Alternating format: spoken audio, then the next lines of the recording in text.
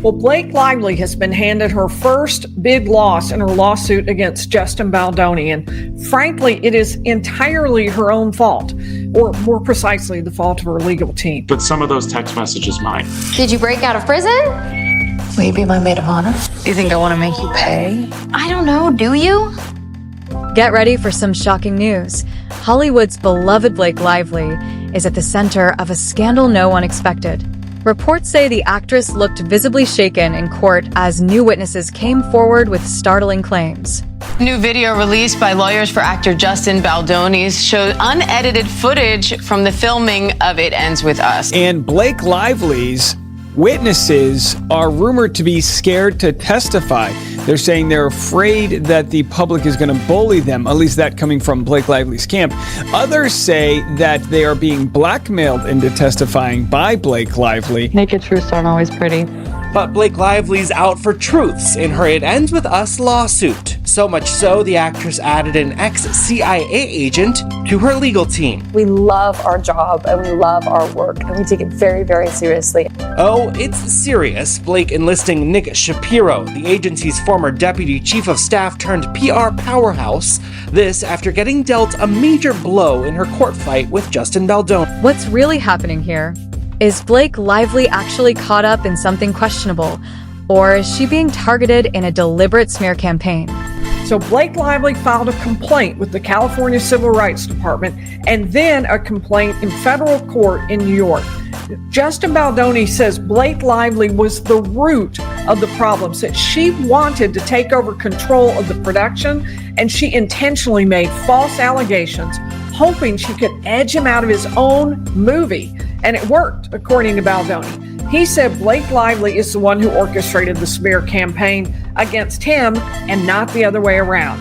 Baldoni sued Blake Lively in federal court in New York, and the two cases, Blake Lively's case against Justin Baldoni's case against Blake Lively, have been consolidated into one case. And there are lots of defendants, lots of plaintiffs, lots of counterclaim plaintiffs and defendants. Blake Lively had changed some stuff up in her amended complaint. Now she is describing that dancing scene very differently than she did in her first complaint. There was a post on X from Legal Bites who noticed this, and they made kind of a big deal about it. Adding even more intrigue, actor and filmmaker Justin Baldoni has now been connected to the case. This raises big questions. Does he have inside information, or is he caught up in Hollywood's power struggles with unforeseen consequences? Okay, so I was able to read the amended complaint, which, by the way, it's very abnormal. It's almost 180 pages, 400 and some odd paragraphs. Complaints are not normally that long, but this one has to be for public consumption. And I boiled it down to four main points.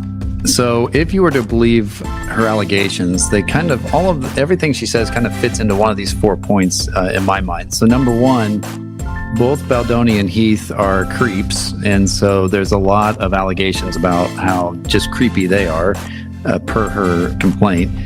Number two, the SH has nothing to do with taking over the movie, even though she doesn't deny that she took over the movie. Of course, it'd be probably impossible to do that, but she's trying to separate out the SH from the movie takeover.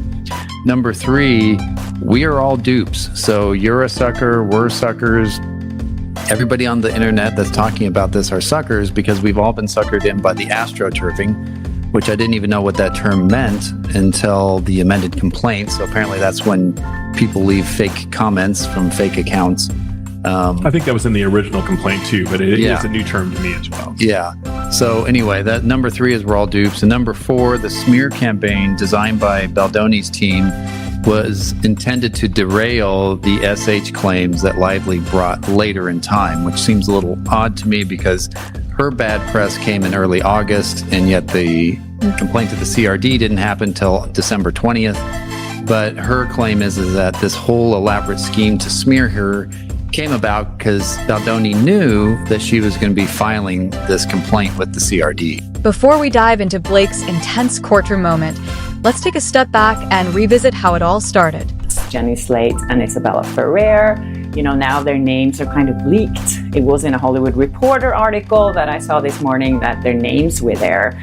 Sources are claiming it's them. So now, as I noticed as well, Jenny Slate is getting a lot of heat on Instagram, and I saw that Isabel Ferrer closed off her comment section. This was first in the form of a CRD, a Civil Rights Department complaint, before it matured into an actual federal lawsuit. Insiders say this lawsuit could have huge consequences, not just for Blake Lively, but for the entire entertainment industry. And so the more time we got to spend with Blake Lively, the less we liked her, the more her promotional efforts for a film about domestic violence felt off. She was full of giggles and laughter and wanted to promote her liquor brand. Like, nothing says domestic violence like a bottle of tequila. What?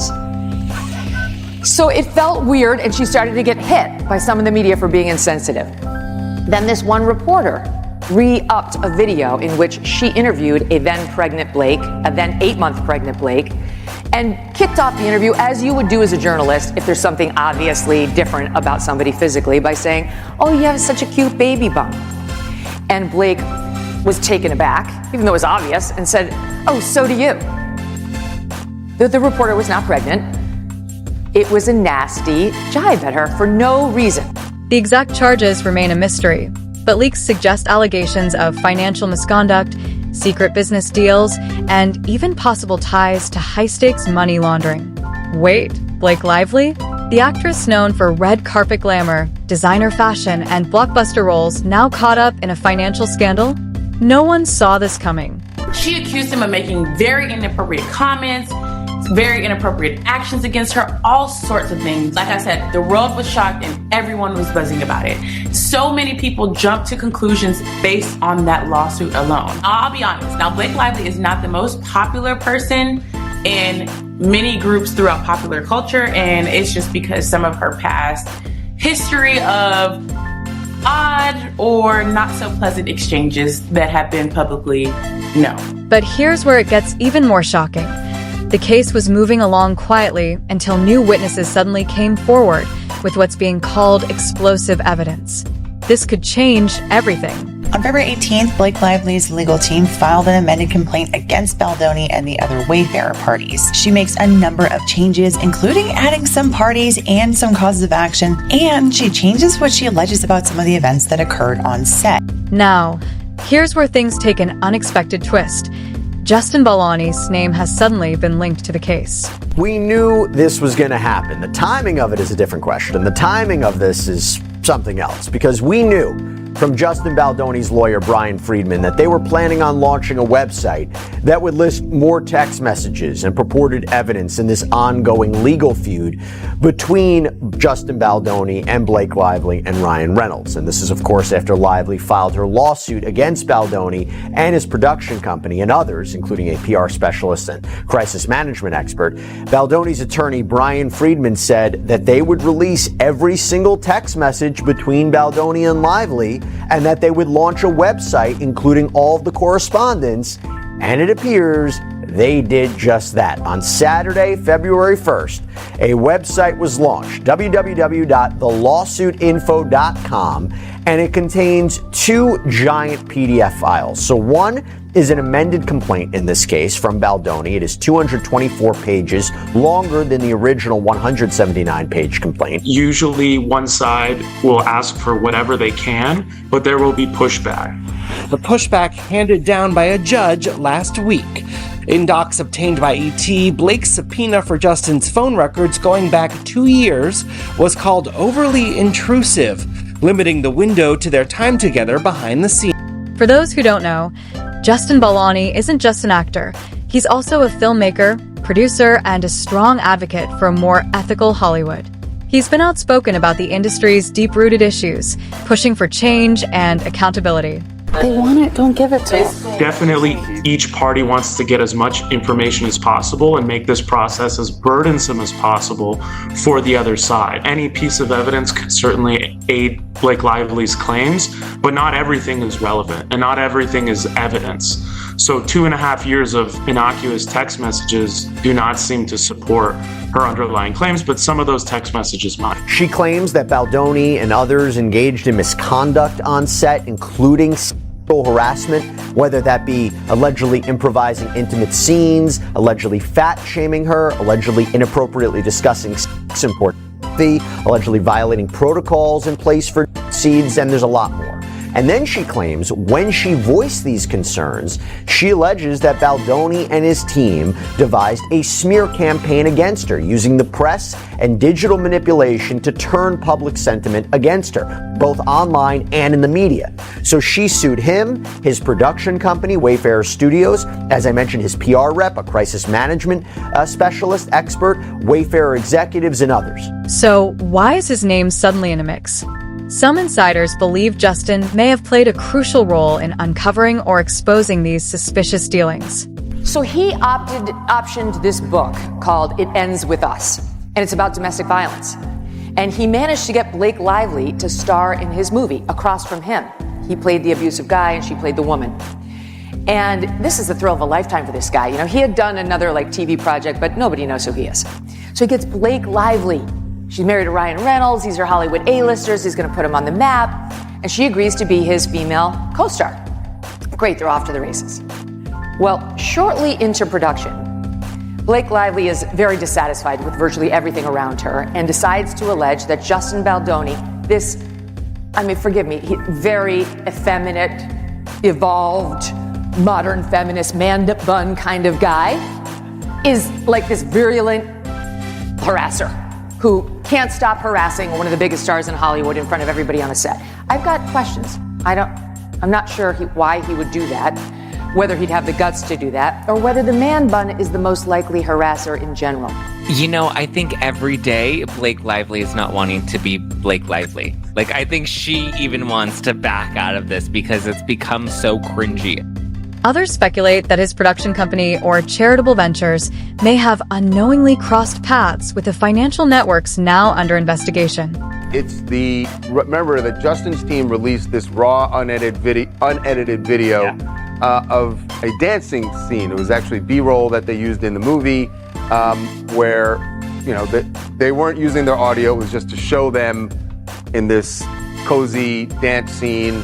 There was some arguing between them about what's the best way to shoot it, and this and the other. How they look. Yeah. So some fans have noticed that there are a lot of camera angles there that look very familiar and that Blake Lively would certainly know. As Justin Baldoni did before her, Blake Lively recently, just last week, filed a first amended complaint. This was highly anticipated since her lawyers recently told the court that they were planning to amend their complaint to add parties and claims because of, quote, new facts and claims that they learned since filing their original complaint. There are actually some claims that Lively has made that Baldoni and the Wayfarer parties might need to be concerned about. Lively's strongest claims in her lawsuit are quite possibly the retaliation claim and the failure to investigate claim. Of course, as is the case with every lawsuit out there, it comes down to what the evidence actually shows. But based on her allegations, it looks to me like these are likely her strongest ones at the moment. Part of that has to do with just how easy or difficult these various claims are to prove. Could this mean that Justin Baldoni and Blake Lively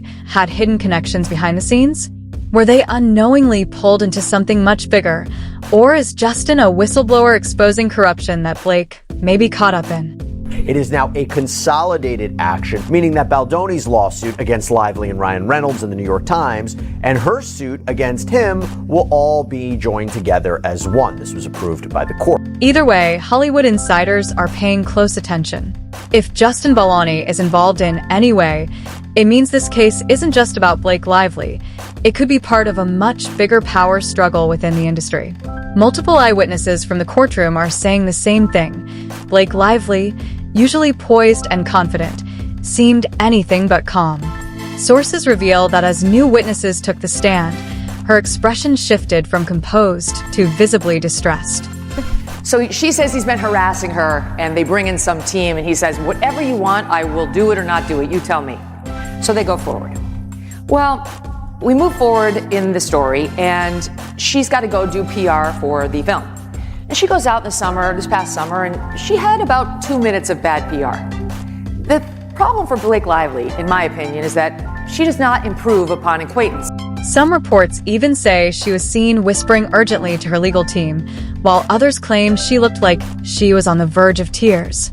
Friedman told CNN in a statement on Saturday the decision to amend our lawsuit was a logical next step due to the overwhelming amount of new proof that has come to light. But here's where things get even more intense. One journalist in the courtroom reported that Blake suddenly requested a break in the middle of the hearing, stepping out for a few moments to pull herself together. Justin Baldoni's attorneys following through on a promise. We're going to put it out there for the public to decide for themselves. Releasing raw tape showing some of what happened on the set of It Ends With Us. It's the latest move in a Hollywood battle royale between Baldoni, his PR team, and his co-star, Blake Lively. In the sound from the recording, you can hear the two talking to each other. At one point, Blake even commenting on the size of Baldoni's nose. I feel so nosy. I know. Noses. My nose is so big. Yes. I was hoping that we could address this. It's not too late.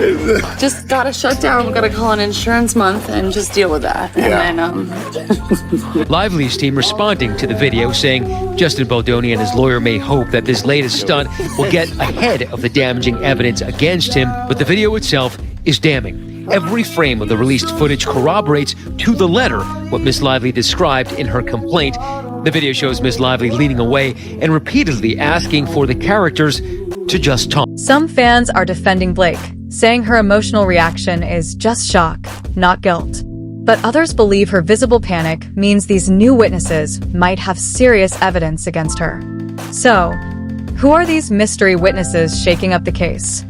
Blake Lively's in the news. TMZ says, of course, witnesses are staying anonymous. They're terrified of threats and bullying. Blake says she has people to corroborate her complaints against Justin Baldoni. And while JB and his team want them to reveal their names, there's one major reason they aren't. They're terrified of receiving the same treatment as the A-list couple.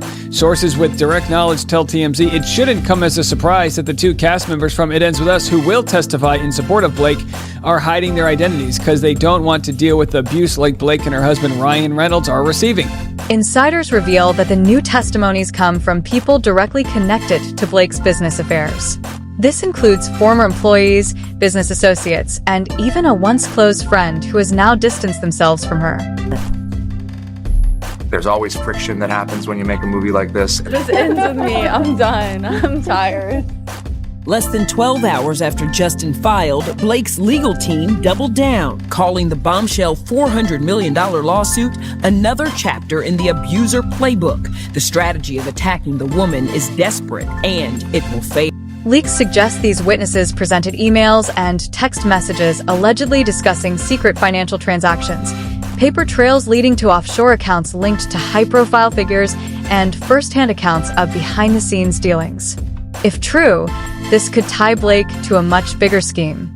But here's another twist. Some sources claim these witnesses may have been incentivized to testify, possibly as part of a larger plan to take Blake down. Our sources say that Steve Sarowitz, a partner in Wayfair Studios, allegedly compared his retaliatory plan to Israel's campaign against Hamas, plus his willingness to empty coffers to take them down would rattle anyone, especially those just getting started in the industry. So, is Blake Lively truly involved in something shady, or is she just another Hollywood star caught in the crossfire? It comes down to the hard evidence, which in this case are going to be text messages, emails, and certainly witness testimony as to what really happened here. Among the dozens of receipts in Justin's suit, a text exchange in which Blake refers to herself as Game of Thrones Khaleesi, calling husband Ryan Reynolds and bestie Taylor, quote, my dragons who protect those I fight for, adding, we all benefit from those gorgeous monsters of mine. You will too, I can promise you. One thing is clear, Hollywood is on edge. This case isn't just about Blake Lively or Justin Baldoni. It's about the bigger fight over power, money, and accountability in an industry that has long kept its secrets hidden. And then there is the second PDF on the website, and it is entitled Timeline of Relevant Events. Now, to be clear about this is Baldoni's version. This is Baldoni's side, right? These are his claims, his allegations of the series of events. However, these files provide a lot more purported material in this story that we need to go through. And to be clear, there are things in this timeline that are more specific or not laid out per se in the amended complaint, but they could very well be used at an upcoming trial if this goes to trial. It's currently scheduled for March 2026. One fan defended Blake, saying, asterisk, she's always been one of the most genuine stars in Hollywood. There's no way she's involved in this mess. Asterisk, but another had a different take, writing, asterisk, if these witnesses have real evidence, Blake better start talking. No one in Hollywood is untouchable anymore. Asterisk. Normal people at home who don't care about this woman at all are looking at her like, I don't like her. She seems like a bully. As I already mentioned, this legal dispute between Blake Lively and Justin Baldoni has captured headlines everywhere. Meanwhile, the media frenzy is only getting bigger. Headlines are everywhere. Asterisk, Blake Lively's courtroom breakdown. What she doesn't want you to know. Asterisk and asterisk. Justin Baldoni and the Hollywood corruption scandal. How deep does it go? Asterisk as we wait for more bombshell revelations. One thing is certain. This story is far from over. And they say, well, this is why they didn't reveal their names, because Baldoni's lawyer, Brian Friedman, blasted the whole complaint as hearsay from people who were clearly no longer willing to come forward or publicly support her claim. Now, it's your turn to weigh in. Do you think Blake is guilty, or is she being unfairly targeted? And what about Justin Baldoni's connection? Coincidence or something more? Will this scandal destroy Blake's career, or will she come back stronger than ever? Drop your thoughts in the comments, and let's keep the conversation going. Thanks for watching, and I'll see you in the next one.